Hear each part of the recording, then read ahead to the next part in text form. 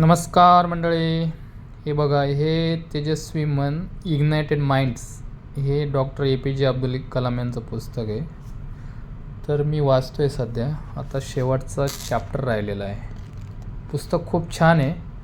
त्याच्यात त्यांनी आपल्याला त्यांच्या जीवनात आलेले अनुभव आणि राष्ट्रपती असताना आलेले अनुभव यांचं वर्णन केलेलं आहे. ठीक आहे. तर याच्यात एक गोष्ट मला आवडली. सेकंड लास्ट एक चॅप्टर आहे. तर त्याच्यात त्यांनी वर्णन केलेलं आहे त्यांच्या डोळ्याचं कसलं तरी चेकअप होतं, ऑपरेशन होतं वाटतं डोळ्याचं, आणि राष्ट्रपती असताना ते ऑपरेशन झालं होतं वाटतं. नाही, राष्ट्रपती होण्याच्या अगोदर ऑपरेशन झालं. जर ते जेव्हा हॉस्पिटलला गेलते चेकअप करण्यासाठी, ऑपरेशनसाठी,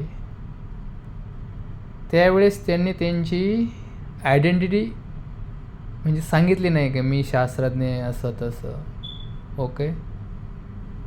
आणि ते लाईनमध्ये उभे राहिले, नंबरमध्ये उभे राहिले, आणि त्यांचा नंबर आला तेव्हा चेकअप झालं. आणि ऑपरेशनसुद्धा डेटनुसार झालं. डॉक्टरने जेव्हा डेट दिली तेव्हा घेतले असं. म्हणजे त्यांना फर्स्ट रेफरन्स भेटला नाही किंवा VIP ट्रीटमेंट असं त्यांनी घेतली नाही.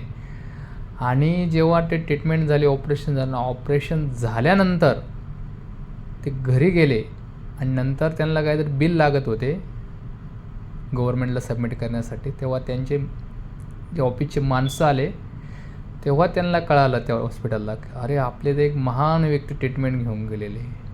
तर हे महान व्यक्तींचे हे असतं, गुण असतात त्यांचे, हे यातून आपण शिकलं पाहिजे. तेव्हा कोणतंही पुस्तक घ्या, तुम्ही वाचत चला.